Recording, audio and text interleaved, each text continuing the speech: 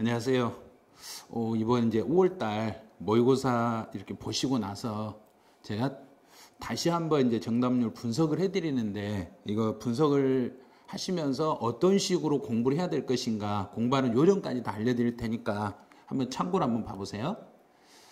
지금 제가 이제 문제 출제했던 것은 이런 형태로 출제를 했어요. 이제 난이도를 상해 문제를 3문제, 중해 문제를 11문제, 하해 문제를 2문제로 이렇게 해서 출제를 했는데, 실제 결과가 나오는 게 어떻게 나왔냐면 3개 중에서 상해 문제가 2문제, 하해 문제가 1문제, 그 다음에 중해 문제가 13문제로 중간 문제가 2개가 늘고, 여기서요 하에서 하나 올라가고 상에서 하나 내려왔어요. 그래서 이제 실제 평균은 공시세법을 합쳐서 45.3점이 이렇게 평균이 나왔는데, 실제 31회, 32회, 33회 모든 시험에서 우리 이제 공시세법에 대한 평균점이 43점, 45점, 46점. 그리고 이번 모의고사 평균이 맞아갔다는 얘기예요. 그러면 실제 시험하고 난이도가 거의 비슷했다고 보시면 돼요. 그리고 기존에 세법은 만점이 없어요. 거의 만점이 없고, 많이 맞으면 이 정도 최고점 이 정도 나오는데, 저희 모의고사도 최고점이 87.5점이 최고점이 나와가지고 전체 실제 시험하고 난이도가 거의 비슷한 정도로 문제가 이렇게 출제됐다는 거. 그럼 이제 어떤 문제를 어떤 식으로 풀었는가를 좀 보여드릴 테니까, 이 문제를 왜 못 풀었는지. 이제 저는 이 15번 문제를 난이도 상이라고 출제를 했어요. 난이도 상이라고 출제했는데, 실제 정답이 나오는 거 보니까 정답률은 32.8%가 나와서 이제 상의 문제가 아니라 중간 정도 문제로 바뀌어버린 거예요. 그러면 이 문제는 우선순위하고 관련된 문제인데, 이제 우리 소득세를 6천만 원을 신고 납부하지 않아, 신고를 안 했다고 했어요. 신고를 하지 않아가지고 고지서를 2023년 5월 30일 날 발송을 하였어요. 그러면 신고를 않고 발송했으니까 이날이 법정기일이 되는 거예요. 이게 법정기일이 돼요. 법정기일이라는 이야기는 정부가 고지서를 발송한 날을, 이 발송한 날 이때부터 우선순위를 가지겠다는 이야기예요. 그래서 신고 납부를 했으면 신고일이 법정기일인데, 여기는 신고를 안 했기 때문에 발송일이 요 날이 법정기일이에요. 그러면 이 발송일하고 설정하고 이 날짜를 비교해서 누가 빠른가 틀린가를 이걸 참고로 보셔야 돼요. 그래서 이 설정이 5월 20일 날 설정이 돼 있으니까 고지서를 발송하기 전에 설정했으니까 설정이 세금보다 우선합니다. 세금보다 우선합니다. 이렇게 이제 풀어 가셔야 돼요. 그래서 설정이 세금보다 우선하니까 이제 먼저 이제 전체 매각대금 5천만 원 중에서, 이 중에서 이제 빼기를 가는 거예요. 뺄 때 강제 징수비라는 게 여기가 체납처분비예요. 강제 징수비가 체납처분비고, 그럼 체납처분비가 제 1번이니까 그래서 5천만 원 중에서 500만 원을 먼저 빼주셔야 돼요. 500을 빼고, 500을 빼고 나면 4,500이 남아요. 4,500 남아요. 그 다음에 이제 빼야 될 게 이제 소액이 들어간 걸 빼셔야 돼요. 소액. 그래서 법인이 근로자의 임금 채권 2천만 원 국세에 우선하여 변제되는 금액이다. 우선하여 변제되는 금액이다. 요게 바로 소액 임금 채권이 되는 거예요.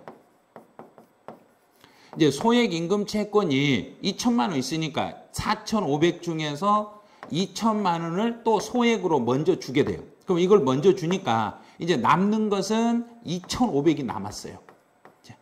5천만 원 중에서 2,500 남았는데, 2,500 중에서 다시 이제 세금하고 설정하고 관계를 따졌을 때 설정이 먼저 가져갔으니까 설정으로 가져가는 돈이 1,000만 원이 있더란 이야기예요. 그럼 여기서 이제 1,000만 원을 또 먼저 가져가요. 1,000만 원을 먼저 가져가면 이제 남는 게 이제는 1,500이 남아요. 자, 이제 1,500만 원 남았는데, 1,500만 원 남았는데 더 이상 다른 순서 먼저 가져갈 게 없죠. 먼저 가져갈 게 없으니까 이제 세금이, 소득세가 가져갈 수 있는 게 1,500원. 이제 남는 거 1,500이 남았으니까 요 1,500만 원 요 금액을 소득세가 가져간다. 그래서 1번이 답이 되시는 거예요. 그래서 이렇게 문제 푸실 때 이 우선순위 문제가 나왔을 때는 반드시요. 매각 대금 중에서 1번부터 순서대로 어떤 금액, 무엇을 먼저 차감해 가는지 순서를 정확히 익히셔야 돼요. 그래서 먼저 강제 징수비 또는 체납 처분비가 1번으로 가져가고 두 번째로 가져가는 것은 소액 임금 채권하고 소액 임차 보증금이 2번으로 가져가요. 그러면 소액이라는 걸 빼고 나면 그때는 이제 설정하고 세금하고 관계인데 이 세금 중에서 그 재산에 부과된 세금이 있는지를 또 확인하셔야 돼요. 그래서 그 재산에 부과된 세금이 없으면 이제 소득세는 그 재산에 부과된 세금이 아니기 때문에 이 소득세는 먼저 가져가는 게 아니라 발송이라고 설정이라고 비교해서 누가 더 빨랐는가를 봐가지고 누구를 먼저 줄 것인가를 이걸 선택을 하셔야 돼요. 그래서 이 문제는 많은 분이 2,500이라고 했는데 여기서 2,500이라고 하신 분은 여기다 이제요. 요 3번에다가 여기다 답을 하신 분은 순서를 어느 정도 알았어요. 순서를 어느 정도 알았는데 법정 기일의 내용을 잘 모르신 거예요. 그래서 여기 3번에다가 여기다 체크하신 분은 법정 기일의 내용을 조금만 더 공부하시면 이 문제 분명히 푸실 거예요. 그래서 법정 기일은 내가 신고 납부하는 세금이다 그러면 신고일이 되는 거고 만약에 신고 납부를 하지 않았을 때는 정부가 고지서를 보냈을 때는 고지서 발송일이 요 날이 법정 기일이니까 고지서 발송일하고 설정이라고 비교해서 누가 더 빠른가 요것만 분석을 잘 해주시면 돼요. 그래서 1번에다 체크하셔서 맞추신 분은 그래도 요 전체 흐름을 알아서 풀었을 수도 있지만 이제 문제는 3번에다 체크하시면 있어요. 여기에 체크하신 분들은 법정 기일 요 내용만 법정 기일하고 관련된 우선순위에서 설정하고 세금하고 요 관계만 이해가 되시면은 지금요 34% 되신 분들이 다 맞출 수 있어요. 그러면 다 해서 32% 맞추고 34%가 되면 대략 한 70% 되니까 요거는 난이도가 하가 돼버릴 수도 있어요. 이렇게 쉬운 문제란 얘기예요. 그래서 이 문제 풀 때 순서 잡을 때는 반드시 빼기를 순서대로 순차적으로 빼는 연습을 하시면 그럼 분명히 소득세로 가져갈 금액이 마지막에 얼마다 이걸 찾아낼 수 있어요. 그래서 이 문제는 조금만 공부하시면 찾을 수 있는 문제니까요. 이제 혹시 틀리신 분들도 3번에다 체크해서 틀리신 분이라면 법정 기일의 내용을 요것만 조금 더 한 번만 더 신경 써주시면 문제를 아마 푸실 수 있을 거예요. 자, 26번으로 한번 가볼게요. 26번은 제가 이제 정답 난이도는 중이라고 출제했는데 실제 정답률이 45.6%가 나왔어요. 그러면 난이도 중간 수준이 맞았다는 이야기예요. 그런데 이제 1번은 우리가 배운 적이 없는 지문이에요. 합병 후 전속하는 법인. 합병 후 전속하는 법인이라는 것은 A법인과 B법인이 합쳐가지고 A법인이 됐다. 이게 또는 B법인이 됐다. 이게 전속하는 법인이라는 이야기예요. 그래서 합병으로 인하여 전속하는 법인이 소멸된 법인에게 부과되거나 그러면 여기서 A가 됐다 그러면 B가 내야 될 세금인데 요 B가 소멸법인이에요. 그래서 소멸법인에게 부과되거나 그 법인이 납부할 징수금이 있으면 그럼 B가 낼 돈이 있으면 A가 대신 내는 거예요. 새로 합병 후 전속하는 법인이 소멸하는 법인의 그 세금을 납부할 의무가 있습니다. 이렇게 가는 거예요. 이제 상속이네요. 상속을 받았을 때는 누군가가 사망을 하면 상속인이 납세의무를 지는데 단 여기서 주의할 게 하나 있어요. 상속인이 세금을 낼 때는 피상속, 사망자에게 부과되거나 또는 사망자가 납부할 세금에 대해서 상속인이 자기가 얻은 재산 가액을 한도로만 내주는 거예요.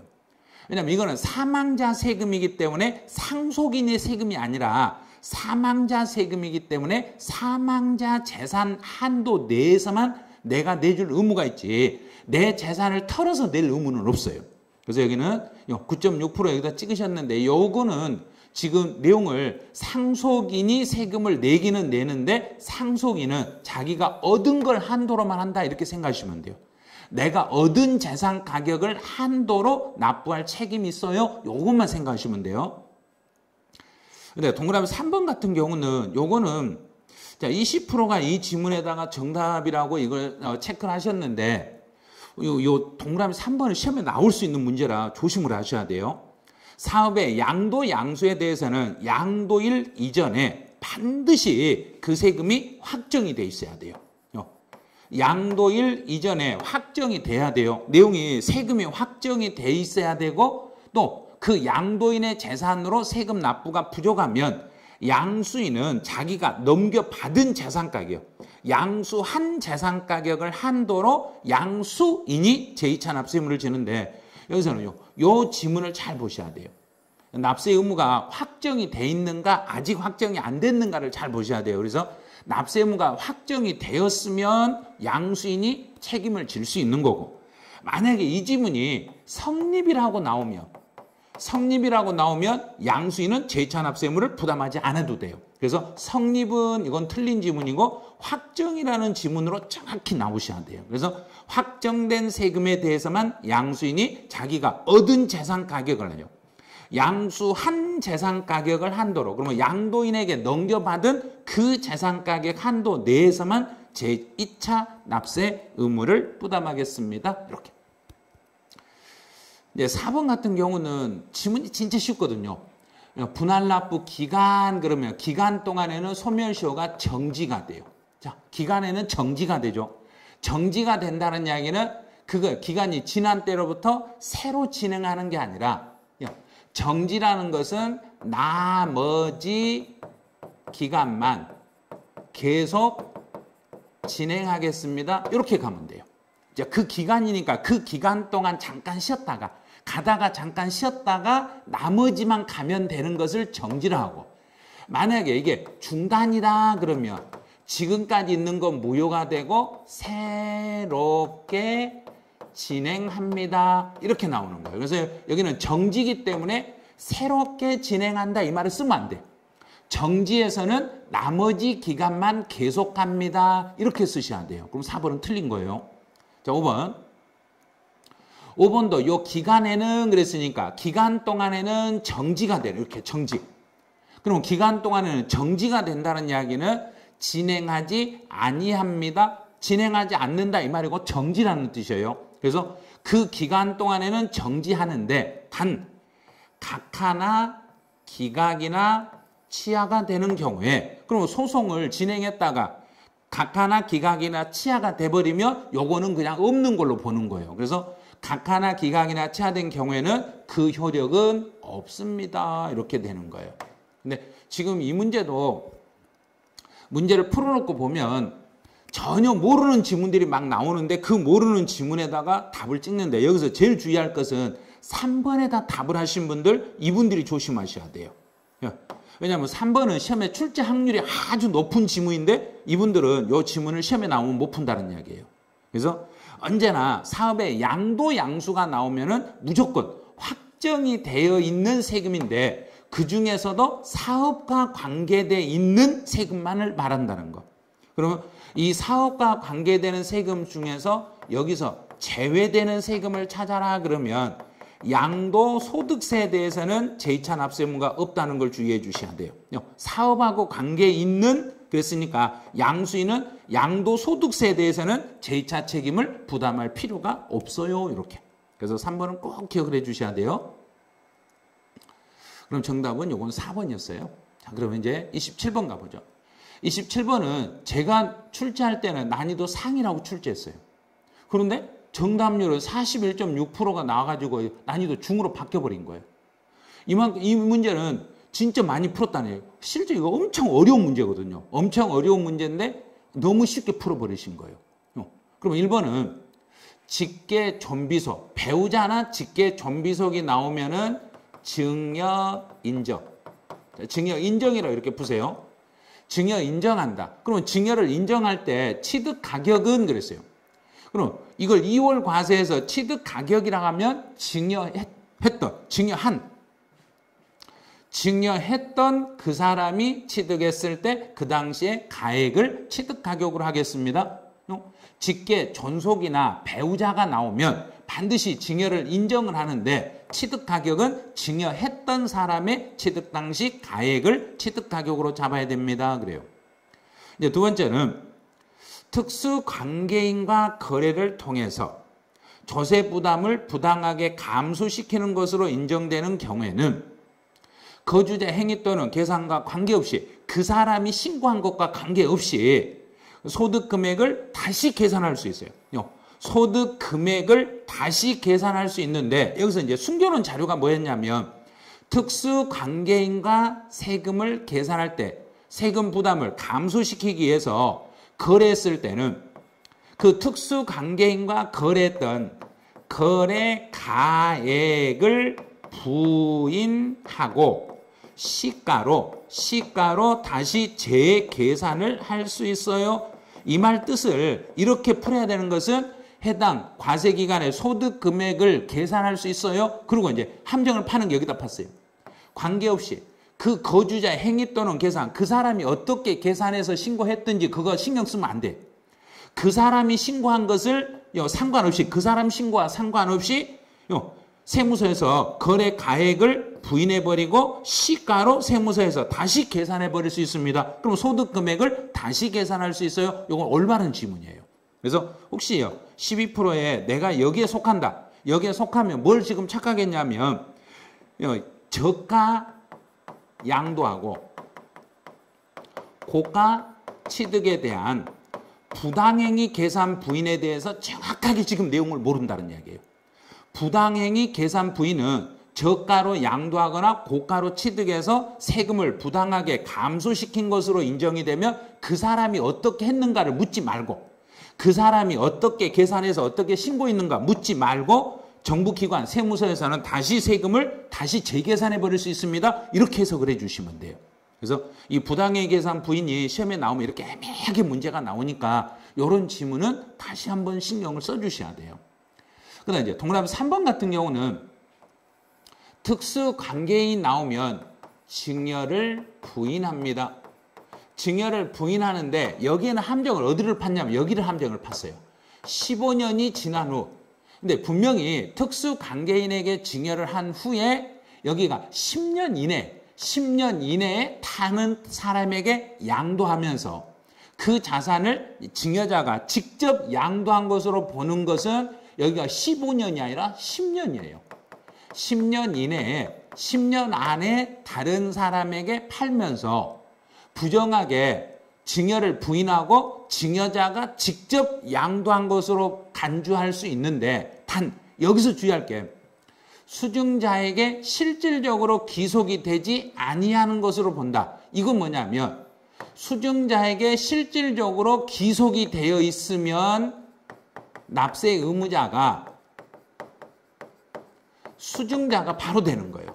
10년 이내일지라도 수증자에게 직접 기속이 됐을 때는 요거 증여자가 납세 의무자가 되는 게 아니라 수증자가 납세 의무자가 돼요. 그런데 여기는 이미 15년이라는 시간이 지나버렸기 때문에 요 단서조항하고 상관없이 15년이 지난 후에는 여기는 무조건 수증자를 납세 의무자로 이렇게 처리하셔야 되는 거예요. 그래서 10년이라는 시간이 지나버리면 다른 거 다 신경 쓰면 안 돼. 이거 부정한 행위가 있든 없든 상관없이 10년만 지나버리면 무조건 수증자를 납세 의무자로 하시는 거예요. 근데 여기 41.6%는 어디다 속았냐면 연도에 속은 거예요. 이 연도에 속아버린 거예요. 그래서 특수관계인하고 또는 배우자나 직계 존비속에게 증여 후 양도하는 것은 요거는 반드시 10년 이내에 양도했을 때 한도가 되는 거지 10년이 넘어버리면 이런 규정은 적용하지 않아요. 10년이 넘어버리면 증여한 사람이 자기 걸 자기가 팔았다 이렇게 해석을 해주시면 돼요. 그다음 4번은 부당행위 계산 부인 규정 적용 시 증여자에게 양도소득세가 과세되는 경우에 그럼 부당행위 계산 부인에게 그러면 이제 증여 부인이니까 증여를 인정하지 않았으니까 증여세를 냈더라도 낸 증여세는 환급 처리합니다. 이렇게 처리했을 거예요. 환급. 그런데 증여세는 부과하지 아니한다 그랬으니까 맞는 거예요. 부과하지 아니한단 말은 곧 냈더라도 그 돈을 돌려줘 버리기 때문에 세금 증여세를 부과하지 않았다. 이게 정답이 되는 거예요. 이건 맞는 지문이에요. 그 다음에 이제 동그라미 5번은 특수관계인과 거래에 있어서 토지 등을 시가에게 미달하게 양도했다. 그럼 저가 양도네. 저가 양도에서 세금을 부당하게 감소시킨 것으로 인정되는 때에는 양도 가액을 그때는 시가로 다시 재계산하는 거예요. 분명히 동그라미 5번 지문은 4%만 여기다 답을 찍었어. 그런데 26번에서 지금 27번이네. 27번에 동그라미 2번에다가 12%가 이걸 또 찍었어요. 그러면 말이 안 된다는 얘기. 앞뒤가 안 맞는 거예요. 앞에서는 여기서 옳지 않는 걸 찾아라 그래서 이게 틀렸다고 해놓고 이제 뒤에서는 요 지문에서는 여기에서는 다시 동그라미 5번이 틀렸다는 식으로 4%밖에 안 되는 거예요. 이 지금 부당행 계산 부인에 대해서 뭔 내용이 잘 모르신다는 얘기. 잘 모르는데 그런데 실제 시험의 정답률은 모의고사 정답률은 41.6%가 정답이 나왔어요. 그러니까 아시는 분은 정확히 알고 나머지 반절은 이게 뭔 말인지 잘 모른다는 이야기예요. 지금. 근데 어디서 지금 이해가 안 되냐면 배우자나 직계 존비속이나 특수관계인에게 징역 후에 양도할 때 반드시 10년 이내라는 10년 이내라는 요 생각을 꼭 해주셔야 돼요. 10년 이내에 징역받고 10년 안에 양도했을 때만 불이익을 주는 거지 10년 넘어버리면요. 15년이 지났으니까 10년이 넘어버렸을 때는 불이익을 주지 아니합니다. 이렇게 해석을 하시면 돼요. 그래서 이 문제는 틀린 걸 찾아라 그랬으니까 정답은 3번 요걸 답으로 했어야 돼요. 근데 3번을 해야 되는데 많은 분이 4번을 답으로 한 거예요. 왜 4번을 답을 했냐면 분명히 여기다 환급한다라고 써야 되는데 환급을 안 써놓으니까 헷갈리는 거예요. 지금. 증여세를 과세하지 아니한다는 이야기는 증여세를 냈더라도 이 증여가 아니기 때문에 증여세를 과세 안 한다는 이야기는 받았더라도 돌려준다. 이게 바로 부과하지 아니한다고 똑같은 말이에요. 이런 형태로 문제를 내놓으니까 여기 이분이에요. 이렇게 착각이 여기 틀려버리신 거예요. 분명히 맞출 수 있는 분들이 조금만 하시면 36%에 들어가신 분들은 이걸 맞출 수 있어요. 근데 사실 이 문제는 지금 봤던 27번 문제는 이번 연도 세무사의 시험에 나왔던 기출문제예요. 엄청 어려운 문제예요. 엄청 어려운 문제인데 엄청나게 많은 분이 맞췄다는 이야기예요. 그러면 이런 정도의 문제가 나와도 우리 시험에서 40% 이상은 맞춰낼 수 있더란 이야기예요. 그런데 조금만 더 공부하시면 아마 7, 80%까지는 맞춰낼 수 있을 것 같아요. 이제 28번 문제는 저는 난이도 이제 중이라고 냈어요. 난이도 중이라고 냈는데 난이도 상이 돼버린 거예요. 저는 문제 이 정도는 풀 수 있을 거다 생각했는데 못 풀었어요. 어디 함정을 걸렸냐면 공익사업의 함정에 다 걸리신 거예요. 공익사업만 보고 무조건 기타 소득이라 이렇게 푼 거예요. 여기 분명히 지상권을 양도했다겠는데 지상권을 양도했을 때는 양도소득세를 물어야 되고 지상권을 대여했을 때는 사업소득으로 가는 거고 또 대여 중에서도 공익사업과 관련하여 대여했을 때는 기타 소득으로 가는 거예요. 양도니까 양도소득이 맞는 거예요. 그럼 이렇게 하신 분들은 무조건 단순 암기하고 문제를 풀었다는 이야기예요. 공익사업이라고 단순 암기해서는 문제가 이렇게 돼버린 거예요. 분명히 어려운 문제가 아니라 쉬운 문제라고 생각하고 냈는데 이렇게 틀린 거예요. 엄청나죠? 자, 이 문제는 이번 연도 공인회계사 기출문제예요. 실제 자격시험에서 나왔던 그 기출문제가 이런 식으로 된 거예요. 올해 시험은 그러니까 아주 어렵게 내는 게 아니라 아주 기본적인 개념을 알고 있는가 모르고 있는가 단순 암기하신 분은 떨어뜨려 보려고 문제를 시험을 출제하는 거예요. 단순 암기해서 푸는 문제를 아예 없게 만들어버린 거예요. 암기하면 무조건 틀리게 만들어버린 거예요. 시험이. 그러니까 이런 시험의 유형이 패턴이 바뀌고 있다는 걸 꼭 알아두셔야 돼요. 이 문제 풀 때요. 그다음 자기 소유 부동산을 타인의 담보로 사용한다. 그러면 내 부동산을 다른 사람에게 담보로 사용하게 하고 내가 대가를 받으면 이건 그냥 사업소득이에요. 그다음 이 주권을 별도로 평가하여 그러면 양도소득이 아니다 그래요. 양도소득이 아니라 기타소득입니다. 별도로 평가해서 신고하면 이때는 기타소득으로 갑니다. 근데 여기는 또 요 함께라는 지문이 있으니까 함께 가면 양도소득이 맞잖아요 그래요. 분명히 토지 건물과 함께 하더라도 별도로 평가해서 신고하면은 반드시 기타 소득으로 이렇게 보내셔야 돼요. 애매하게 이렇게 써놓는 거예요. 영업권을 단독으로 양도했을 때는 이거는 기타 소득. 영업권을 토지 건물과 함께 양도했을 때는 양도소득. 이제 사업하고 관련이 돼서 사업용 자산을 손실로 취득하는 보험차익. 이 보험차익도 사업과 관련이 돼 있으니까 사업소득으로 과세하겠습니다. 이런 식으로. 여기서 이제 지문에서 1번에다 답을 하신 분들만 조심하면 돼요. 1번에다 답을 하신 분들은 지상권을 대여했을 때와 지상권을 양도했을 때를 꼭 구분하셔야 돼요. 지상권을 대여해서 누군가에게 빌려주면 사업소득, 양도하면 양도소득. 단 누군가에게 빌려줄 때 공익사업과 관련하여 빌려줬을 때는 그때는 예외적으로 기타 소득으로 가겠습니다. 그래서 앞에요. 공익사업과 관련하여 여기 함정에 걸리셔버린 거예요. 그래서 일부러 동그라미 1번에다 이걸 배치해놓고 오답으로 유도시킨 거예요. 그래서 분명히 충분히 풀 수 있는 문제를 이렇게 난이도 중의 문제를 상의 문제로 못 풀어버렸더라는 이야기예요. 이런 문제가 한 두세 문제만 생겨버리면 그의 시험은 너무너무 어려운 시험이 돼버린 거예요. 출제위원은 쉽게 출제했는데 실제 문제 푸신 분들이 다 틀려버린 거예요. 그래서 이런 지문이 나왔을 때 조금만 생각하면 풀 수 있을 거예요. 자, 29번 같은 경우는 이제 계산 문제로 또 출제한 거예요. 근데 계산 문제도 제가 난이도 상이라고 출제했는데 28.8%가 맞추셨어요. 그러면 이것도 상이 아니라 중상 정도 됐다는 이야기예요. 이제 상가 건물이고 총 수익 금액, 간주 임대료 이제 구해보죠. 월 임대료는 100만 원이니까 2024년 1월 1일부터 2025년 12월 말까지니까 12개월, 1년 동안 매월 100만 원씩이니까 1200만 원 기본으로 월 임대료 들어오겠죠.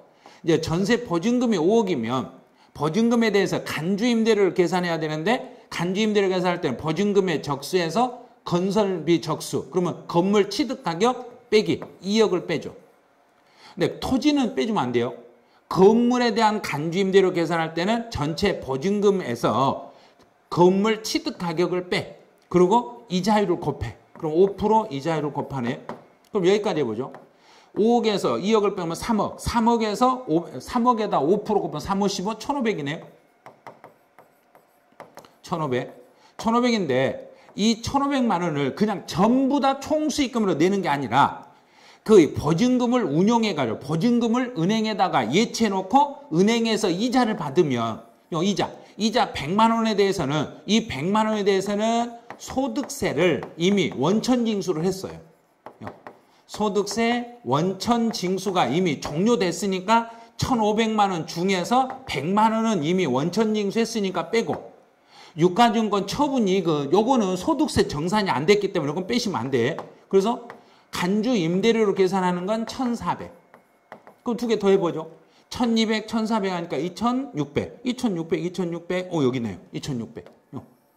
진짜 쉬운 문제예요. 너무 쉬운 문제인데 여기서는 뭘 지금 생각을 못 하시냐면 임대보증금의 운용소득이라는 게요. 운용수익이라는 게 이게 뭔 뜻인지 뭔 말인지를 몰라서 틀리시는 거예요. 그래서 내가 보증금을 전세 보증금을 받아가지고 이 돈을 은행에다 예치해놓고 은행이 나에게 이자를 줄 때 이미 소득세 원천징수를 했기 때문에 이 100만 원에 대해서는 간주임대료 계산할 때 빼고 이 100만 원은 이미 세금 정산됐으니까 빼고 나머지 1,400만 원만 세금을 계산할 때 포함하시면 돼요. 이렇게 해서 가시면 돼요. 그래서 정답은 4번 이렇게 됐던 거예요. 근데 요거 푸신 분들은 실제 이 계산 방식을 아시는 거예요. 이걸 아시는 거고 이제 1번 1,200만 원이나 1,300, 1,200에다 이렇게 찍으신 분은 그냥 월 임대료 대충 찍으신 거고 1,300에다 하신 분들도 왜 1,300이 나왔는지 몰라요. 여기서는요. 1,500까지 구해놓고 운용수익을 100만 원 빼서 여기가 1,300으로 계산해버린 거예요. 그럼 전체적인 간주임대료 계산에 대한 내용을 잘 모르신다는 이야기예요. 그래서 간주 임대료하고 관련된 것은 지금 33회, 34회 연속 2번 시험에 출제가 됐으니까 이것들은 다시 한번 이렇게 점검을 좀 해주시는 게 좋아요. 그다음 이제 30번 문제를 한번 가보죠. 30번은 제가 난이도 중이라고 출제했는데 정답률은 31.2% 나왔으니까 이제 출제하는 거하고 거의 비슷하게 나왔어요. 그럼 이제 어떻게 풀었는가 보죠. 이제 증여에 의해서 취득하는 자산. 그럼 여기는 양도소득세라는 내용을 꼭 기억하셔야 돼요. 양도소득세에서 증여를 받았을 때는 계약일이 절대 안 되죠. 실제 증여를 받은 날 이렇게 되는 거예요. 여기서 옳은 걸 찾아라 그랬으니까 기억 들어가는 게 있으면 싹 탈락을 시켜야 돼요. 자, 이렇게 탈락을 시키는데 봐요. 30.4%가 5번을 찍었어요. 5번을 찍었다는 이야기는 이 증여에 대해서 취득세 날짜하고 양도소득세 날짜를 아직도 구별 못한다는 이야기예요. 취득세 날짜와 양도소득세 날짜가 완전히 다르다는 걸 주의하셔야 돼요. 그래서 취득세에서는 계약서를 작성한 날, 계약일을 취득일로 잡고 양도소득세에서는 실제 증여를 받은 날입니다. 증여를 받은 날 이렇게 잡으셔야 돼요. 그 다음에 수용이 나오면 무조건 수용이 나오면 수용 개시를 넣어가지고 빠른 날 그랬으니까 네 이거는 맞았어요 이렇게. 그 다음에 디귿번은 환지, 면적이 증가됐다. 면적이 증가됐으면 이 증가된 부분에 대해서는 환지 처분 공고를 한다 했죠. 공고가 나오면 무조건 뒤에는 공고가 있는 날 그랬으니까 틀렸네. 공고가 있는 날에 다음 날 이렇게 나오는 거죠. 다음 날. 그럼 디귿 또 틀렸네. 그럼 디귿 들어간 거 또 틀렸네. 그럼 정답은 2번, 니은번 요거 하나네. 2번밖에 없어요. 문제가 어려운 게 아니라 쉬운 문제인데 여기서 증여에서 요 지문에서 계약일에 현혹돼 버린 거예요. 이거는 양도소득세에 대한 양도 및 취득식인데 취득세 내용으로 풀어버린 거예요. 그래서 정답이 안 나오신 거예요. 그리고 또 디귿번은 공고가 나오면 공고나 고시가 나오면 무조건 공고나 고시가 나오면 뒤에는 다음 날에 붙는다는 개념을 생각해야 되는데 그걸 생각을 못하니까 많은 분이 5번에다 답을 찍으신 거예요. 근데 이 문제는 충분히 풀 수 있는 문제예요. 이 정도 실제 시험 난이도가 이 정도니까 이 정도는 풀어낼 수 있으셔야 돼요. 이제 31번 한번 가보죠. 31번은 저는 난이도 중이라고 출제했어요. 근데 실제 이제 정답률이 35.2% 나왔으니까 난이도 중 맞았네요. 자, 1번은 토지와 건물을 일괄로 취득하거나 일괄로 양도해서 토지 건물의 가격을 내 마음대로 구분했을 때하고 내가 구분한 것하고 법에서 정한 것하고 차이가 30% 이상의 차이가 나면 30% 이상의 차이가 나면 내가 구분하는 것은 잘못된 걸로 보겠습니다. 네, 맞았네. 자, 1번이 바로 답이네요. 근데 2번은 지목이나 지번이 변경이 되거나 보류지로 충당이 되는 경우에는 양도로 본다. 틀렸어요. 자, 그런데 17.6%가 이걸 답이라고 찍으셨어요. 여기서 옳은 걸 찾으라겠어요. 옳은 걸 찾으라 했는데 지목이나 지번이 바뀌었다는 이야기는 땅의 이름과 땅의 번지만 단순히 바뀐 건 이건 양도라고 말하면 안 돼요. 또 보류지로 충당하는 것은 정부가 정책 사업을 빨리 끝내려고 정부 차원에서 양도가 아닌 걸로 특별히 정해놓은 거예요. 또 여기서 주택이란 자 이번에 이제 법이 개정이 돼가지고 주택의 정의가 개정이 됐어요. 주택이라는 것은 공부상의 용도에 의한이 아니라 사실상 용도에 따른 주택으로 구분한 공부상이 아니에요. 사실상이에요. 실제 주거용으로 생활하고 있는 건물과 그 부수 토지를 주택이라고 하겠습니다. 이렇게 보는 거예요. 그다음에 동그라미 4번은 자본적 지출은 필요 경비로 인정이 해줘요. 인정이 되는데 단 증명 서류를 수치 보관하거나 그런데 안 했네. 증명 서류가 없으면 금융거래 증빙이라도 있어야 돼요. 둘 중에 하나만 있으면 돼요. 그런데 금융거래 증빙이 확인이 되니까 확인이 되면은 필요경비로 인정을 해드리겠습니다. 그래요. 이제 동그라미 5번에 하신 분들이 요분들이 이제 이 지문을 풀어낼 줄 알으셔야 돼요. 실지 양도 가액이나 매매 사례 가액이나 감정 가액으로 계산하면 양도 가액을 실거래가나 매매 사례 가액이나 감정 가액으로 계산하면 모두 다 똑같아요. 양도 가액을 실거래가로 하든 매매 사례 가액으로 하든 감정 가액으로 하든 모두 실지 가액 가격으로 인정을 해줘요. 야, 실질 가격으로 인정을 해주네. 그러면 실질 가격으로 인정했으니까 취득가액도 실거래가가 여기에 1번이 되는 거예요. 만약에 실거래가 확인이 안 되면 그때 가서 환이 틀렸네요. 요 환이 먼저 가면 안 돼요. 매 나오고 매감, 환, 기 이렇게 순서로 이렇게 가야 돼요. 여기는 순서 환산 취득가액과 감정가액의 순서가 바뀐 거예요. 근데 바뀐 걸 이분이 요게 맞았다고 해버린 거예요. 그래서 실질 양도가액이나 매매 사례가액이나 감정가액으로 계산하면 양도가액을 실거래가로 계산한 것과 똑같이 봐주고 취득가액은 실거래가니까 실거래가를 우선 적용하고 실거래가 확인이 안 되면 매감, 환기 순서로 적용을 해가시면 됩니다. 그래서 동그라미 5번에 하신 분들만 여기 하신 분들은 충분히 시험장에 가면 맞출 수 있을 거예요. 맞출 수 있으니까 이제 취득가격은 매감, 환기, 양도가액을 추계할 때는 매감기 순서로 간다 해서 그 순서만 정확히 잡아주시면 돼요. 이제 5번에다 체크하신 분들은 순서를 다시 한번 잡아보셔야 될 거예요. 이제 32번은 제가 난이도 하라고 출제했어요. 너무 쉽다고. 난이도 하라고 출제했는데 정답률이 28% 나왔어요. 이거는 지금 모르신다는 이야기예요. 귀농이 나왔죠. 그러면 귀농주택을 취득한 날, 귀농주택을 취득했으며 귀농주택을 사고 지방에 내려가 제가 이제 설명할 때 이렇게 했네요. 지방에 내려가서 농사지로 내려가서 도시에 있는 집 팔러 왔다 갔다 할 수 없으니까 시간을 여유 있게 준다. 그래서 여유 있게 주니까 5년이라는 시간을 준다. 5년 안에 일반 집을 팔면 된다. 부득이하게 수도권 밖으로 내려갔다가 부득이한 사유가 해소되면 수도권 밖으로 갔다가 다시 수도권으로 들어왔을 때는 들어오고 나서 3년 안에만 수도권에 있는 집을 팔면 비과세를 받을 수 있게 해준다. 그럼 5하고 3이네? 5하고 3이네? 이렇게 쉬운 건데 3이라고 했어요. 여기가 3이고 여기가 1하게 했어요. 완전 지금 이렇게 푸시면 엉터리예요. 그럼 이 비과세와 관련된 내용을 지금 날짜 개념을 전혀 모르고 있다는 이야기예요.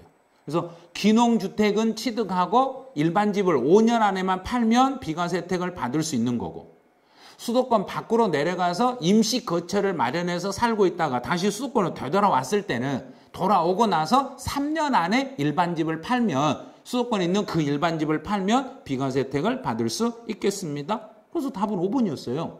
그런데 이걸 난이도 하라고 출제했는데 이것밖에 못 맞추면 안 돼요. 이런 건 그냥 거저주는 문제였어요. 거저주고 문제를 이제 푸세요 그랬는데 시험 보시면서 다 틀려버린 거예요. 그럼 점수 나올 게 없죠. 저렇게 다 틀려버리면 점수 나올 게 없는 거예요. 그다음 33번 문제는 제가 난이도 하라고 출제했는데 정답률은 38.4%예요. 이것도 거저 그냥 시험 합격하세요 하고 문제를 줬는데 나는 합격하기 싫어요. 이런 이야기예요. 나는요 합격하기 싫으니까 나는 절대 이런 문제 안 풀어요. 막 이래버린 거예요. 왜냐면 앞에서 너무 헷갈려 버리니까 이 문제를 그냥 아주 단순하게 생각하는 거예요. 건물을 양도했으면 예정신고는 양도일이 속하는 분기 틀렸죠? 속하는 달의 말일부터 2개월이요. 그럼 옳지. 1번이 바로 답이네. 자, 2번. 예정신고 기한 내 예정신고 납부를 하지 않았다. 그러면 예정신고 납부를 하지 않으면 가산세가 당연히 나오고 예정신고 때 가산세가 나오면 가산세를 이미 물었으면 확정신고 때는 그와 관련된 가산세는 다시 부과하지 않습니다. 자, 여기다 하신 분들은 제가 분명히 수업 시간에 이런 말 했잖아요. 예정신고 때 이미 때렸어. 엄마가 때렸는데 아빠가 또 때려버리면 안 된다고 했잖아요. 예정신고 때 이미 때렸는데 그 부분을 또 확정신고 또 때려버린다. 그럼 이중과세잖아요. 이중으로 쳐버리니까 이건 절대 안 되는 거예요. 여기다 답을 체크하시는 분들 조심하셔야 돼요. 그 다음 이제 올해 시험에 나올 게 동그라미 3번이 시험에 나올 확률이 제일 높다고 해서 여기다 이렇게 8.8%는 아직도 이 지문이 이해가 안 되시는 거예요. 1년에 2회 이상, 1년에 2번 이상 양도를 했는데 2번 이상 양도를 했는데 예정신고 때 이미 신고한 양도소득 금액을 합산하여 신고하지 않았다. 그러면 예정신고를 합산해서 안 했으니까 확정신고는 합산해서 다시 해야 되는 거예요. 다시 해야 되는 거예요. 그래서 언제나 소득세는 확정신고는 1년분 합산과세다. 1년분 합산 과세니까 예정 신고 때 합산 신고가 안 됐으니까 확정 신고하면서 당연히 합산해가지고 다시 신고를 해야만 맞습니다. 이렇게 되는 거예요. 그래서 올해는 요 동그라미 3번 지문 절대 놓치면 안 되시네요. 근데 이것도 틀리신 분 있어요. 과세표준효과나 결손금이 발생한 때는 확정 신고를 당연히 해야죠. 아니요, 세금 낼 게 없는데 뭐하러 신고해요? 아니, 그러면 그 7.2%가 세금 낼 거 없는데 왜 신고한대요? 이렇게 항의하신 분들이에요. 세금 낼 게 없어도 신고는 하셔야 돼요. 왜 하셔야 되냐면 내가 신고를 안 하면 정부가 나를 7년 동안 뒷조사해요. 아무것도 없는데 7년을 뒷조사해. 그럼 내 자료를 막 뒤지기 시작해. 제척기간이 있으니까. 그래서 내가 세금이 과세표준효과나 결손이 발생하더라도 신고를 해놓으면 그러면 그때는 5년만 조사하고 끝나거든요. 신고해놓으면 조사가 조금 더 완화되거든요. 근데 신고 안 해놓으면 정부가 아주 자세히 조사해버려요. 그러니까 과세표준효과나 결손금이 있어도 반드시 신고는 해야 되는 거예요. 근데 이제 5번 같은 경우는 자 이제 여기다가 32.8%가 여기다 답을 찍었어. 왜 여기다 답을 찍었냐면 여기 안 보여서 분기가 안 보이니까 이 분기가 안 보이니까 정답은 그냥 5번이다. 5번이 답이다. 5번이 그냥 찍은 거예요. 예정신고도 분할납부가 되는 거고 양도소득세는 1,000만 원이 넘으면 분할납부할 수 있어요. 그러면 여기가 1,800이네. 1,800만 원이면 2,000만 원 넘지 않았으니까 지금 현재 내야 될 세금은 1,000만 원 내는 거고 지금 먼저 1,000만 원 내고 2개월 이내에 나머지 800만 원은 2개월 안에 분할납부하시면 돼요. 그래서 800만 원을 납부기한이 지난 후 2개월 이내에 분할납부할 수 있습니다. 예정 때도 가능하고 확정 때도 가능하고 다 가능하다고 있잖아요. 그런데 지금요 32.8%가 여기다 답을 찍었어요. 이렇게 답을 찍다 보니까요 38%야. 분명히 저는 난이도 여기다 플러스 30% 더해서 70% 정도가 정답이 나올 걸로 생각하고 하라고 냈는데 난이도 중밖에 안 되는 거예요. 1번 지문, 동그라미 1번에다 답을 넣어놨을 때 이렇게 정답률 차이가 난다는 이야기예요. 그래서 1번에 답이 있을 때 조금은 주의를 해 주셔야 돼요. 이제 34번 같은 경우는 제가 이제 난이도를 중이라고 출제했는데 정답률이 56.8%가 났으니까 딱 맞아 들어갔어요. 여기는 취득세 같은 경우는 취득세 과세 대상물을 그대로 하나씩 읽어보는 거예요. 부동산, 차량, 기계, 선박, 항공기, 임목, 광업권, 어권, 양식어권, 각종 해운권을 취득한 자에게 부과합니다. 네, 맞았네요. 또 설립이라는 말이 딱 뜨는 순간 끝에 가서 본다 그러면 틀렸네. 그래서 이거는 100%가 정답률이 나와야 되거든요. 설립시 과점주주에게는 취득세를 부과할 수 없습니다. 또 등기나 등록을 하지 않았더라도 사실상 취득하면 이걸 취득으로 보고 당연히 취득세 내야 됩니다. 근데 8%는 아직도 등기 안 하면 세금 안 낸 줄 알아요. 등기를 안 해도 당연히 세금을 내야 되는 거예요. 근데 이 지문을 분석을 이렇게 못 하시면 실제 시험장에 가서 진짜 점수 안 나와요. 근데 점수가 안 나오는 이유가 이런 지문 하나하나 지문을 지금 분석을 전혀 못 하시는 거예요. 그다음에 동그라미 4번 같은 경우는 종류를 변경하거나 지목을 변경했을 때는 취득세에서는 가액 증가에 대해서만 취득세를 물리는 거예요. 변경 등기는 등록 면허세 항목으로 넘어가니까 가액 증가분만 취득으로 봐서 취득세를 물리시면 돼요. 이제 운수업체 명의로 등록이 됐네. 운수업체 명의로 등록이 됐더라도 실제로 취득 대금을 지급한 자가 따로 있음을 입증이 되면 그러면 실제 그 돈을 내가 차를 가지고 회사로 들어갔는데 회사 명의로 등록이 돼 있더라도 내가 실제로 그 차 주다면 그 집차주 요 사람이 취득세를 내는 거예요. 그래서 그 차량은 취득 대금을 지급한 자가 취득한 것으로 간주하겠습니다. 맞았어요. 그럼 이 문제는 그렇게 어려운 문제는 아니거든요. 이 문제는 올해 공인회계사 시험에 나왔던 실제 기출문제예요. 실제 시험에 나왔던 원문이에요. 그대로. 그러면 충분히 이 정도는 난이도 하의 문제니까 충분히 다 맞추셔야 돼. 이런 문제는. 이렇게 나오면 합격하실 분들은 다 맞추셔야 돼. 그다음 35번은 이제 저는 난이도를 중이라고 출제했는데 정답률이 30.4% 나왔으니까 그래도 적당히 어느 정도로 맞아 들어갔어요. 근데 이것도 정답 좀 낮아요. 점유. 근데 여기는 취득세네. 잘 생각하셔야 돼요. 왜 여기서 16%가 여기다 답이라고 찍었냐면 점유 나오면 무조건 암기해서 점유 개시일로 암기해서 그래요. 점유가 나오는 순간 취득세에서 점유 취득과 양도소득세에서 점유 취득을 꼭 비교를 해 주셔야 되는데 지금 여기서 물어보는 것은 취득세를 물어보는 거예요. 취득세니까 20년 뒤에 등기했을 때를 기준으로 등기한 날을 기준으로 세금을 계산하고 양도소득세에서는 점유 개시일로 가겠습니다. 지금 이 16%는 취득세하고 양도소득세 비교를 하셔야 돼요. 이렇게 이걸 비교를 하셔야 될 분들이에요. 그다음 두 번째, 법인이 주택을 취득하면 취득세에서는 법인이 취득하면 다른 거 볼 것 없어요. 무조건 법인이 취득하면 끝에 가서 4배로 중과세합니다. 19.2%는 다주택자에 대한 중과세 내용을 아직 모른다는 이야기예요.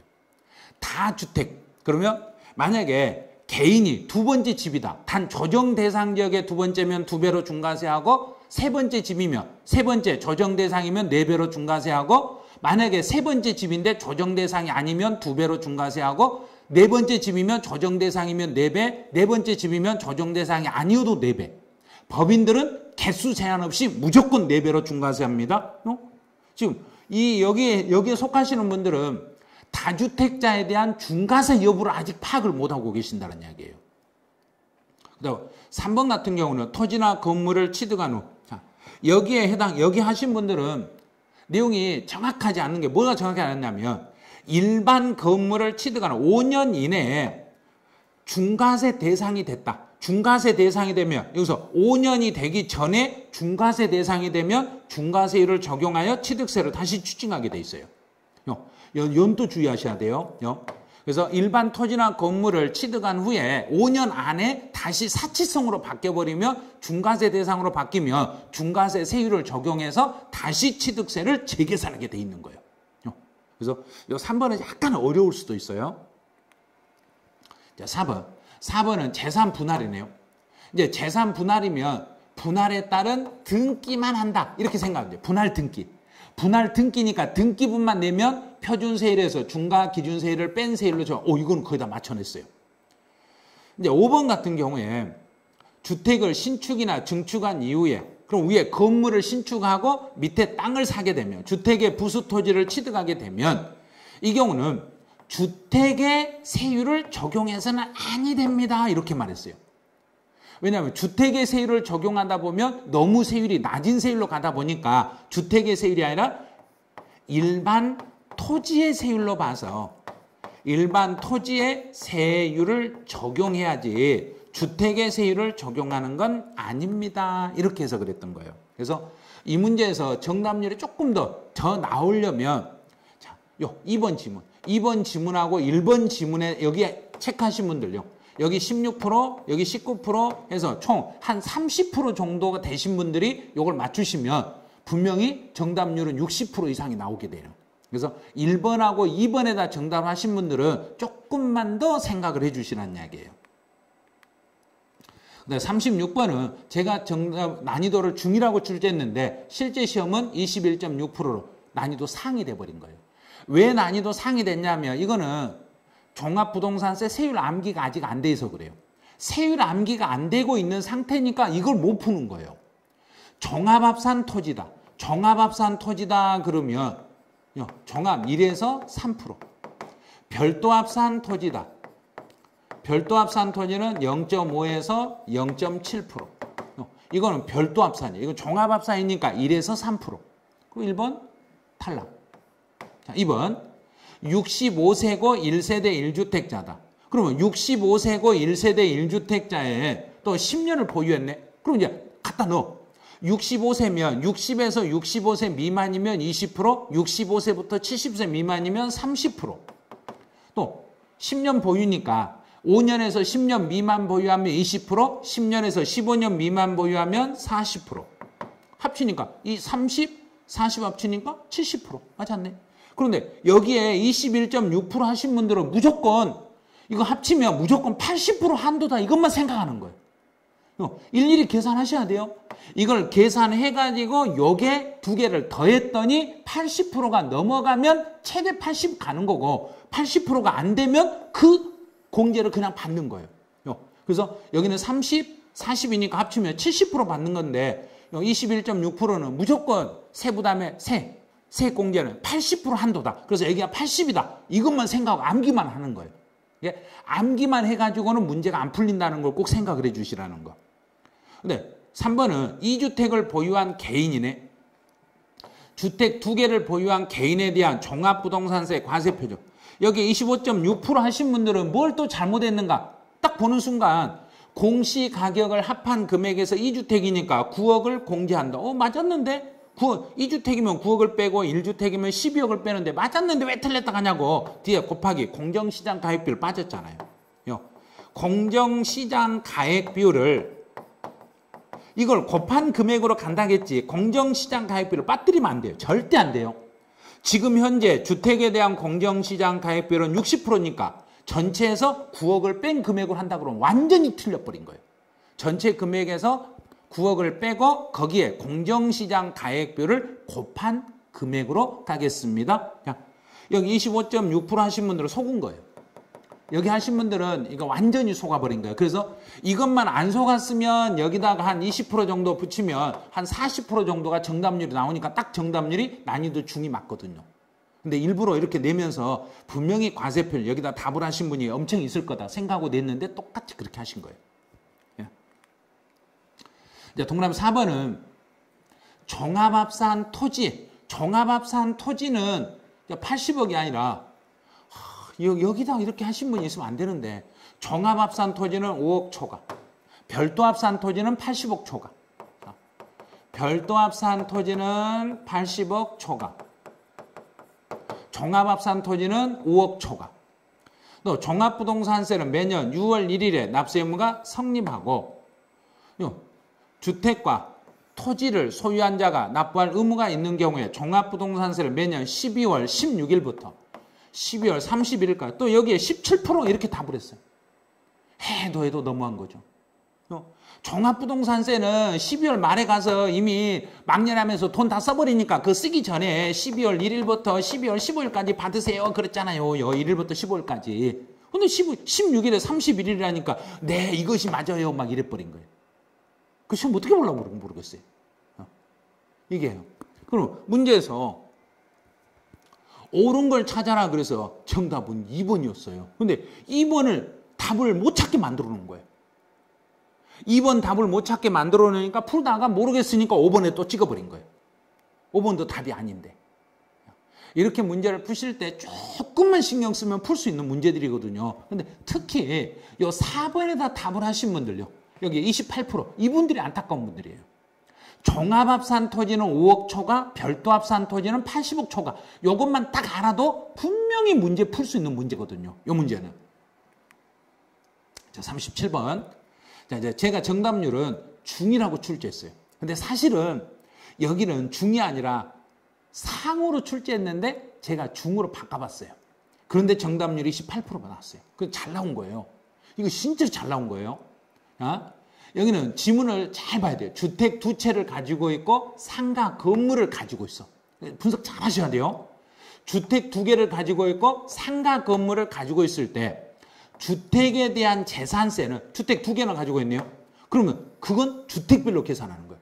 2개를 가지고 있어도 주택별로 초과 누진세를 적용하는 거예요. 그때 초과 누진세는 0.1에서 0.4까지의 이렇게 초과 누진세를 적용하는 거예요.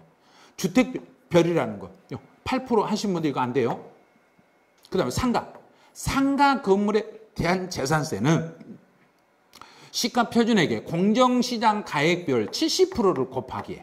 자, 여기서 이제 이 공정시장 가액비율은 여기 제가 이 시험 문제를 출제할 때는 아직까지 법에가 시행령이 아직 안 바뀌었기 때문에 여기를 70% 못 넣었어요. 근데 지금은 이제 법이 바뀌어가지고 토지 건축물은 70%, 주택은 60%.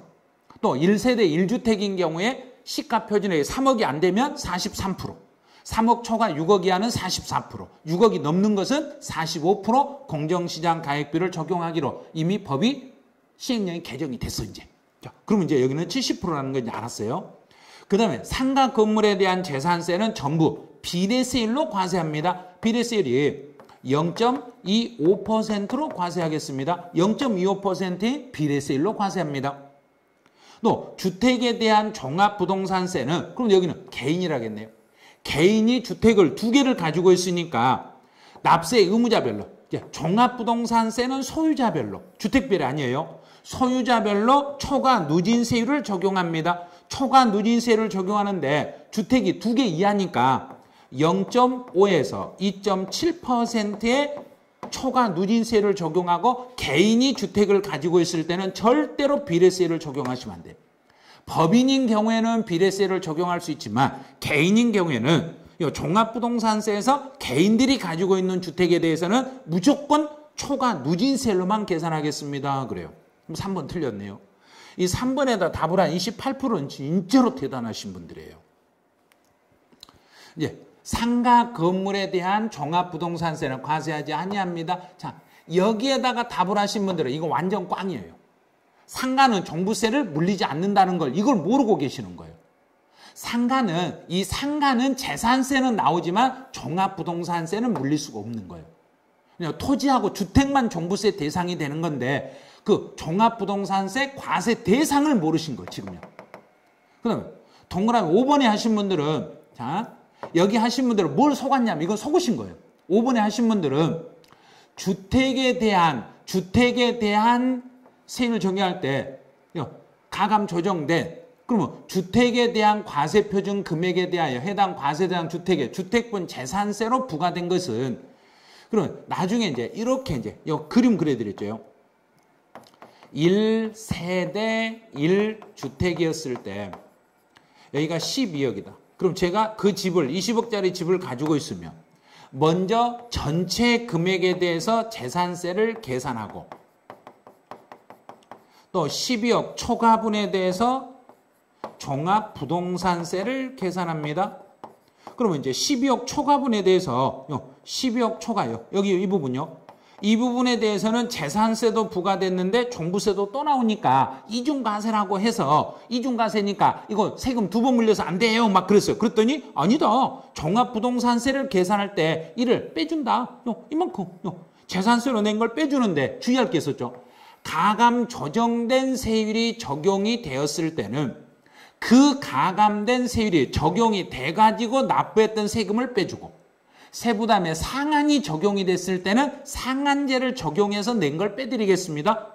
16%는 분명히 알 수 있는 지문인데 이걸 틀리신 거예요. 그래서 요 16% 여기에 제일 안타까운 건 4번이고 4번에 하신 이분들이 25% 되신 분들이 이걸 답이 아니고 이분들이 정답을 3번에다 찍으셨어야 돼요. 그래야만이 여기다 한 30% 정도가 올라가면 58% 정도 정답률이 난이도 중이 딱 맞는 거예요. 이렇게 이 정도 하고 문제를 출제해 드렸는데 이 문제가 많이 어려운 문제가 돼버리신 거예요. 그래서 이 문제는 저희 시험에 3년 전에 시험에 나왔던 기출문제를 약간 변형해서 출제해 드린 거예요. 실제 우리 시험이 저 정도 수준에서 출제가 됐어요. 이제 38번 가보죠. 38번 같은 경우는 이제 저는 난이도 중이라고 출제했는데 정답률이 56% 나왔네요. 그러면 어느 정도 많이 이건 좀 쉬운 문제에 속했다는 이야기예요.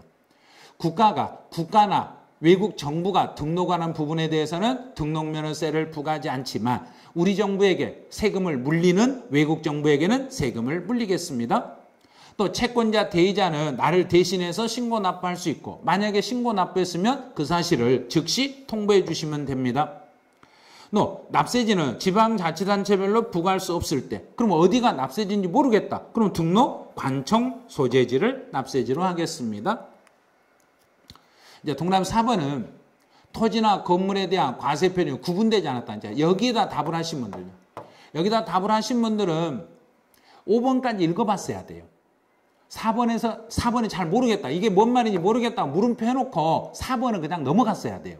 넘어가고 5번에 와서 신고는 안 했지만 등록하기 전에 돈만 내버리면 신고는 안 했지만 등록하기 전에 돈만 내면 신고한 걸로 보기 때문에 무신고 가산세를 부과하지 않으나 과소신고 가산세는 부과하는 게 아니라 이거 둘 다 과세하지 않아요. 무신고 가산세도 부과하지 않고 과소신고 가산세도 부과하지 않습니다. 둘 다 부과하지 않습니다. 이렇게 가는 거예요. 그래서 이제 등록면허세는 내가 신고를 안 해도 등록하기 전에 돈만 내버리면 신고하고 납부한 걸로 보기 때문에 반드시 그게 관련된 무신고 가산세나 과소신고 가산세 모두 다 물리지는 아니합니다. 이렇게 가면 돼요. 근데 동그라미 4번 같은 경우는 토지 건물을 한꺼번에 거래하면서 토지 건물의 가격 구분하기가 어려우면 이거를 각각의 가액 비율, 시가 표준액 비율로 안 분해가지고 시가 표준액 비율로 나눠가지고 토지 가격, 건물 가격으로 나눠서 과세 표준을 정하시면 돼요. 그래서 정답은 5번이었어요. 자, 39번은 이제 여기는 제가 정답률 중이라고 냈는데 72.8%가 맞춰버렸어요. 그럼 이건 난이도 하가 돼버린 거예요. 난이도 하라고 바뀌어버린 거예요. 이제 공부상의 소유자가 매매 등의 사유로 소유권에 변동이 있었지만 신고하지 않아 소유자를 알 수 없네. 소유자를 알 수 없으니까 공부상의 소유자를 납세 의무자로. 또 국가의 물건을 연분, 1,000만 원 초과, 1,000만 원 초과네. 그럼 이제 물납인데 물납은 반드시 물납이 나오면 관할 내에 있는 거, 관할에 있을 필요는 없다. 그럼 틀렸네. 니은은 틀렸네.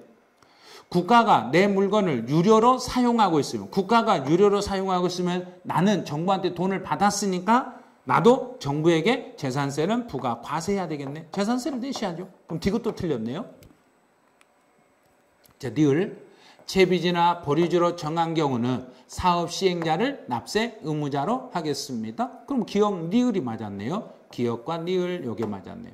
자, 이 문제는 거의 대부분 다 풀 수 있는 문제였어요. 그런데 대신에 여기 디귿에다 하신 분들 하나만 다시 봐드릴게요. 디귿. 국가가 유료, 내가 정부한테 내 재산을 넘겨주고 정부가 나에게 돈을 주고 내 걸 쓰고 있으면 나는 수익을 얻었잖아요. 이득을 얻었으니까 그 이득 얻은 부분에 대해서는 나도 정부에게 재산세를 내주셔야 되는 거예요. 그래서 유료인 경우는 과세, 무료, 무상인 경우는 비과세 이렇게 풀어가시면 돼요. 이제 40번 문제래요. 40번은 난이도가 중이요. 중인데 정답률 18%. 그럼 이건 잘 못 풀었다는 이야기예요. 한 50% 정도 정답률이 나와야 되는데 28%인데 어디에서 어떤 한 지문에서 속았을 거예요. 자, 토지분 재산세, 토지분 재산세 20만 원 이하다. 땅은 20만 원이 되든지 말든지 9월 16일에서 9월 30일입니다. 옳지 않는 걸 찾아라. 그래서 답은 바로 1번이네요. 근데 어디서 속았는 거 보세요. 여기도 하신 분들 황당하죠. 세액이 2,000원 미만이면 징수하지 않는다. 맞았죠? 맞았는데 왜 여기다 답을 했는 거 모르겠어요. 또 재산세는 보통 잉수입니다. 이것도 다 알고 있는데 8.8%가 또 정답을 했어요. 주택을 2명 이상이 공동으로 소유하거나 토지와 건물의 소유자가 다를지라도 토지 가격과 건물과 토지 가격을 합해서 합산해가지고 나온 과세 표준의 주택의 세율을 적용합니다. 봐요. 여기에다 제일 많이 찍으셨어요. 이 지문이 시험에 가장 많이 나오는데 이 지문을 제일 많이 틀리셨어요. 2명 이상이 공동으로 소유하거나 토지 건물의 소유자가 달라도 주택별로 과세를 하니까 주택별로 과세하니까 위에 건물하고 토지 가격을 합해가지고 합산한 과세 표준의 주택의 세율을 적용합니다. 그건 맞는 거예요. 그다음에 250을 초과하면 3개월 이내에 분할 납부하게 할 수 있습니다. 여기는 23%가 여기 찍으신 분들은 아직 법이 개정된 걸 모른다는 이야기예요. 이게 3개월로 바뀌었어요. 작년까지 2개월이었어요. 근데 올해부터 3개월로 바뀌었어요. 그런데 그냥 작년 공부한 대로 시험 보러 가면은 개정된 내용은 무조건 틀리게 돼 있어요. 그래서 개정된 내용은 따로 정리를 꼭 해주셔야 돼요. 그래서 납부할 세금이 250만 원을 초과했을 때는 3개월 내에 재산세는 분할할 수 있어요. 이건 재산세니까. 그럼 문제에서 옳지 않는 걸 찾아라 그래서 답이 바로 1번이었거든요. 1번인데 1번에서 20만 원 이하에다가 여기 꽂혀가지고 20만 원 이하에 꽂혀서 이거는 7월 달이지 앞에 토지가 눈에 안 들어온 거예요.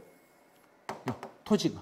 여기가 토지가 아니라 만약에 이게 주택이라면 이건 맞아요. 주택분 재산세가 20만 원 이하면 7월 달에 한꺼번에 부가징수하는 건 맞아요. 그런데 토지였을 때는 금액에 상관없이 무조건 9월 달에 세금을 납부하셔야 돼요.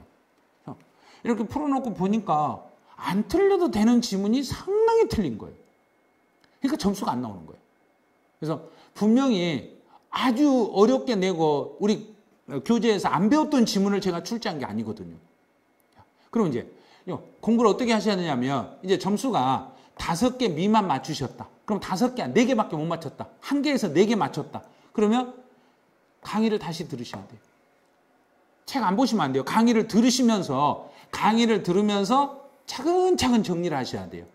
지금 5개 미만 맞추신 분은 아예 모르신 거예요. 그냥 찍어도 4개 나와요. 공부해서 5개 미만 맞췄다 그러면 안 돼요. 시험장에서. 나 이것 맞춰가지고 시험에 합격할 것 같다. 이런 생각을 하시면 안 돼요. 그래서 시험 볼 때까지 강의를 다시 들으면서 차근차근 정리를 해 주셔야 돼요. 근데 5개 미만 맞추신 분들은 일단 요약집 가지고 계속 반복을 해 주셔야 되는데 이제 이론을 정리하고 여기에 관련된 문제를 반드시 풀어야 돼요. 이론하고 문제를 함께 이렇게 함께 정리를 해 가셔야지 이론만 정리하고 문제를 안 풀어버리시면 나는 이론은 안 돼요. 문제가 안 풀려. 이런 일이 생겨버려요. 또. 그 다음에 5개에서 10개 미만 맞추신 분들은 이제 문제 연결하는 요령이 아직 부족한 거예요. 이 말은 지금 이론은 어느 정도 알고 있는데 그 이론을 문제로 풀어가면서 어떻게 문제의 답을 찾아내는가 이걸 잘 못 느끼시는 거예요. 그래서 너무 암기를 하려고 하신 분들이니까 그래요. 너무 암기하지 마시고 이렇게 부족하신 분들은 핵심 단어를 찾는데 핵심 단어를 잘 찾아보세요. 중요한 단어가 뭐고 그 지문에서 키워드가 어떤 게 키워드인지를 찾아가지고 그걸로 연결해서 문제를 풀으셔야 돼요. 그래서 그러려면 제일 중요한 것은 기출 지문집이 있어요. 기출 지문집을 가지고 중요한 포인트에다 색깔을 칠해놓고 계속 읽는 거예요. 중요 포인트, 다른 거 체크하지 마시고 중요 포인트만 색으로 딱 색으로 입혀놓고 그것만 계속 읽어버리는 거예요. 왜냐하면 기출 지문이 시험에 나오는 게 반복해서 출제되니까 지문 교재로 핵심 포인트를 계속 반복해서 연습하시면 한 3번에서 5번만 연습하시면 분명히 점수는 더 올라가게 돼 있어요.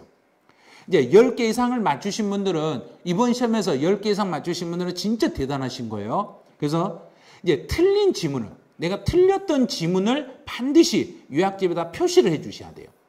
내가 틀린 지문을 표시해가지고 다시 그 지문이 왜 내가 이 지문을 틀렸는지를 요약집에다 체크를 하세요. 표시를 하고 그 표시된 지문을 다시 한번 읽어봐요. 내가 이 지문을 해석할 때까지 읽으셔야 돼요. 그래서 내 스스로 해석해가지고 요거 해석이 됐다. 그러면 그때 이제 그 다음 시험 보면 그 지문은 이제 절대 안 틀려요. 그래서 그 다음에 이제 암기를 해야 될 내용. 특히 세율 같은 거. 세율 같은 거. 또는 숫자. 세법에서 세율하고 숫자 같은 것은 요거는 암기를 하셔야 돼. 이걸 암기를 안 하면 풀리질 않아요. 그래서 10개 이상을 맞췄는데 14개까지 못 넘어가신 분들은 세율하고 숫자가 아직 덜 돼 있는 분들이 있을 거예요. 그래서 세율하고 숫자까지만 완벽하게 정리를 딱 하시면 10개 이상이 아니라 14개 이상은 반드시 문제를 맞출 수 있어요. 그래서 지금 10개 이상 맞추신 분들이라면 아직 세율이 완벽하지 않다. 그럼 세율 암기하시고 세법에 그 숫자들이 좀 있어요. 숫자 있는데 숫자 정리를 한번 체계적으로 쭉 한번 해보시면 돼요. 이렇게 하시면 이제 다음 모의고사에서는 그냥 지문만 읽어도 답이 그냥 바로바로 답이 보이실 거예요. 그래서 지금 이제 처음에 점수가 잘 안 나오신 분들은 반드시 강의를 좀 들으셔야 되는데 강의를 잘 안 들으세요. 제가요 강의는 듣지 않고 혼자 공부하는데 어떻게 해야 돼요? 이런 분들이 많아요. 그래서 혼자 독하게 가지고 점수가 고득점 나오는 것은 극히 드물어요. 그래서 극히 드무니까 독하게 해서 고득점보다는 스스로 연습해가지고 또 강의를 한번 듣고 체계적으로 정리를 한 다음에 문제를 한번 풀어보시면 될 거예요. 자, 이제 마지막으로 제가 이제 꼭 이게 강의가 끝나면 한마디씩 써드리는 게 있어요. 자, 이번 것은 열심히 하면 할수록 행운도 더 많이 옵니다. 그만큼 노력해야만 점수가 나오는 거지 노력하지 않았을 때는 점수가 나오질 않아요. 그래서 이번 달 모의고사에서 점수가 좀 적게 나왔더라도 다음 이제 6월 달 모의고사에서 조금 더 나은 점수를 얻을 수 있도록 이번에 모의고사 지문 분석해가지고 이 지문 분석 틀린 것들을 정확하게 분석해가지고 또 6월 달에 또 지문이 거의 비슷하게 나와요. 아주 거의 똑같은 지문 아니지라도 비슷한 유형으로 출제되고 실제 기출문제 가도 이 지문하고 거의 비슷해요. 이런 정도로 시험에 나오니까 이런 지문을 완벽하게 이해를 하셔야 돼. 시험 끝나고 그냥 놔두면 안 돼요. 시험 끝나고 이걸 분석을 하고 내가 왜 이 지문을 틀렸는지, 안 틀려도 되는 건지, 완전히 몰라서 틀렸는지 이런 것들을 체계적으로 정리를 잘 해주셔야 돼요. 이 정리가 잘 되시면 그 다음 모의고사는 점수가 계속 껑충껑충 뛰어요. 그런데 이 오답 정리 분석을 안 하시면, 오답 정리 분석 안 하시면 계속 점수는 거기에 머무를 수밖에 없어요. 그래서 오답 정리를 잘 하셔가지고 6월 달에는 모의고사 점수가 잘 나올 수 있도록 그렇게 한번 해보시기 바라네요. 자, 이번 달 모의고사 보시라고 수고 많으셨습니다. 자, 이제 여러분들 이제 강의 들으셨으니까 혹시 이제 요 틀린 지문을 요약지 펼쳐놓고 한번 체계적으로 어디 부분에서 출제했고 어느가 틀렸는지 그거 한번 체크하시면서 다시 한번 점검해 주시기 바라네요. 그러면 저는 6월 달 모의고사 끝나고 다시 찾아뵙기로 하죠. 네, 이번 달 모의고사 수고하셨습니다.